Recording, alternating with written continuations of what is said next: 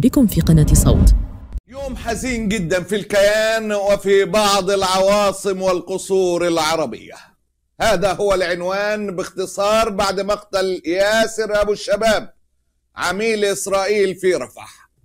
صدمة كبيرة داخل الكيان، والصدمة والقلق ليست داخل جيش الاحتلال فقط، وليس لداعمي أبو الشباب من إمارات الشر والنظام المصري. القلق الأكبر في قصور عربية لا تخفى على حضراتكم. القلق بسبب فشل الاحتلال في حماية أبو الشباب، واللي كان بيخضع لحماية خاصة من إسرائيل، لأن كتير من المشاريع المجرمة كانت مبنية على وجود تلك الميليشيا اللي بيترأسها أبو الشباب، اللي كان الإماراتيين بيقولوا له الإمارات فاتحة دراعاتها ليك، اتفضل زيك زي إخواتك في إسرائيل. كان في ناس بتظن أن إسرائيل ستستطيع أن تحميهم، لكن ما حدث مع أبو الشباب عمل قلق ورجة كبيرة بلا أي مبالغة. إيه القصة بالضبط؟ من وراء التخلص منه؟ خليني أقول لك في الأول بعض التفاصيل المهمة جدا لتعلم كيف انتهت حياة أبو الشباب.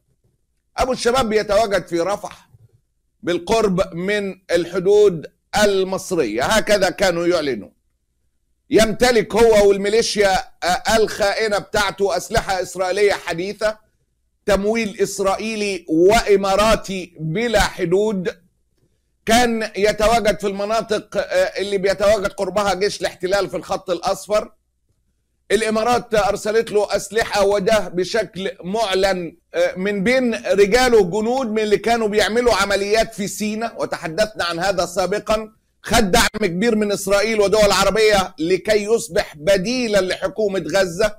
شرحنا قصته في سيناء وعلاقته بالمجرم العرجاني، كيف حدث اغتيال أبو الشباب وكيف سقط رغم كل ذاك الدعم الذي يتلقاه.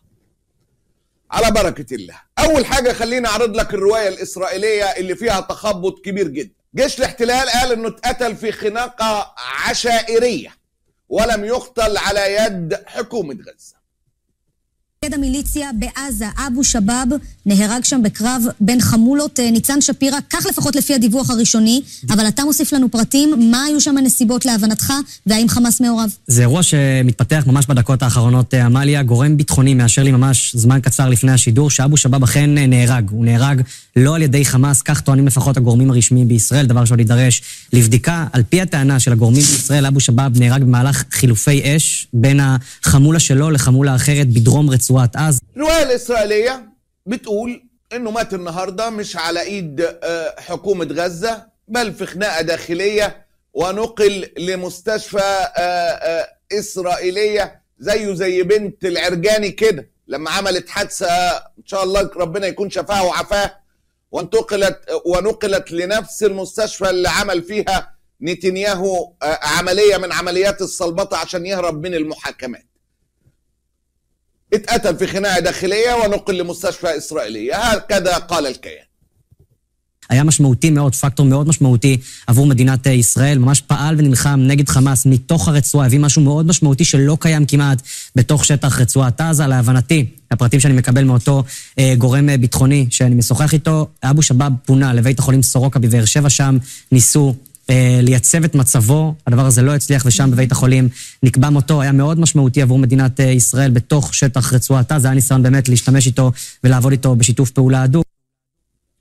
الإعلام العبري خرج ليؤكد أن تم نقله للمستشفى ولم يقتل على يد أي مقاتلين، لكنها كانت خناقة.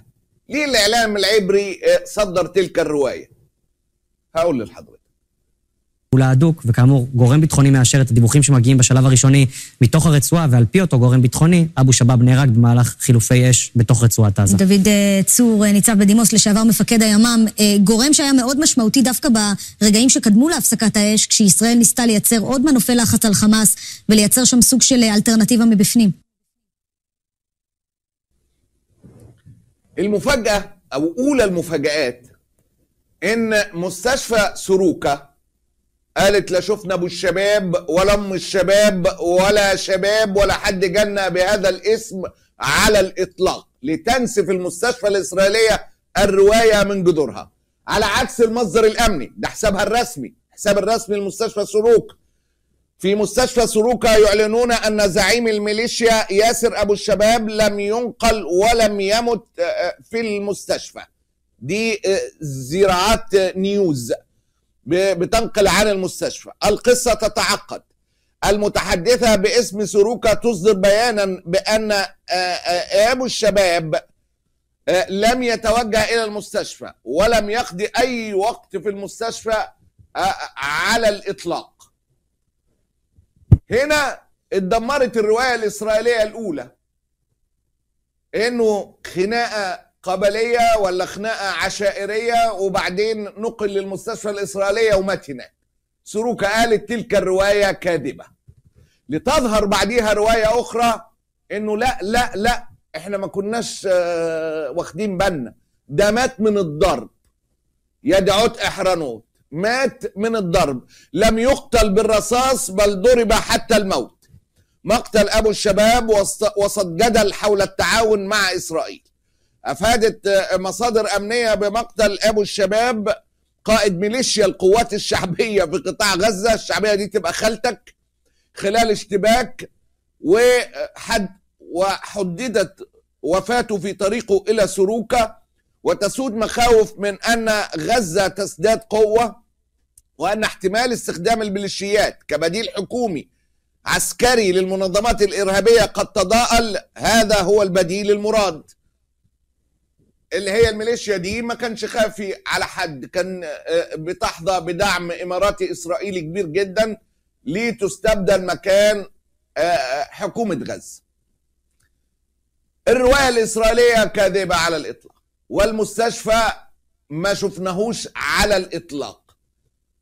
السؤال ليه أصر الكيان انه يقول ان ابو الشباب لم يقتل على ايد حكومة غزة، مع انه كل حاجة زورا وبهتانا قبل صدقا بيلبسها لحكومة غزة؟ مش ده المشهد بقاله سنتين وشهرين. اي حاجة يعني اسرائيل تعمل مذبحة ويقول لك ده السبب حكومة، اصله مخبيين معرفش ايه، اصل واحد منهم تحرش بجندي. اشمعنى موت ابو الشباب هو اللي مصر انها تؤكد من اول لحظة وبمنتهى القوة انه ما ماتش على ايد مقاتلي حكومة غزة؟ ولما مستشفى سروقة طلعت بيان، قامت يدعوت إحرانوت طلعت قصة تانية انه برضه اتقتل في نتيجة الضرب العشائري ومات في الطريق لسروقة. يعني سروقة ما شافتوش، بس هو نص الرواية صح ببساطة وبلا اي يعني سفسطة ولا احساس بانك جايب خبر محدش جابه. ابو الشباب اكبر عميل لدى اسرائيل والامارات في غزة واستثمروا فيه كثيرا، بل ان عملياته واصلة للمشاهد المضللة اللي اتعملت بتاعت الارهاب في سيناء.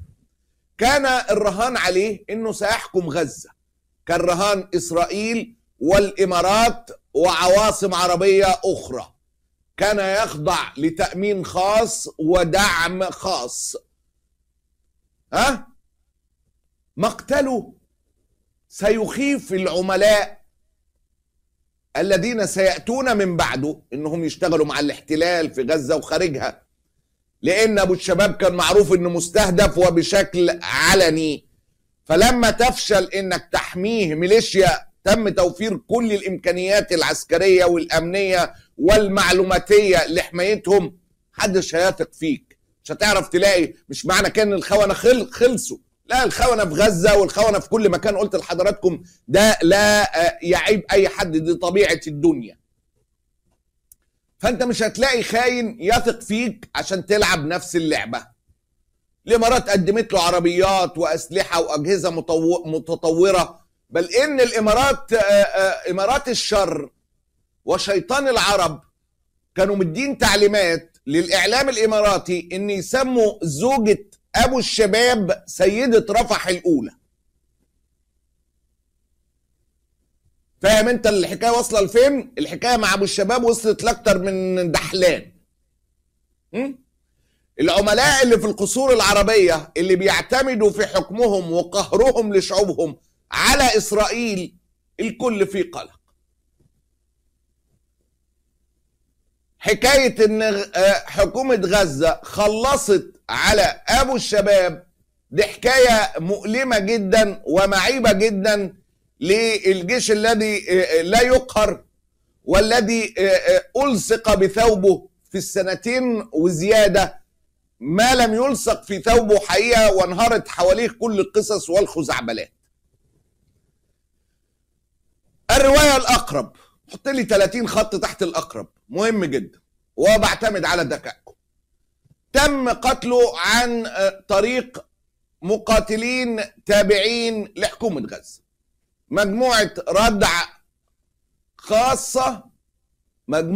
ردع خاصة بمتابعة العملاء، والمجموعة دي أعلنت مقتله عبر منصتها. لا تنسوا دعم قناة صوت بالاشتراك والإعجاب والتعليق، ولا تنسوا تفعيل جرس التنبيهات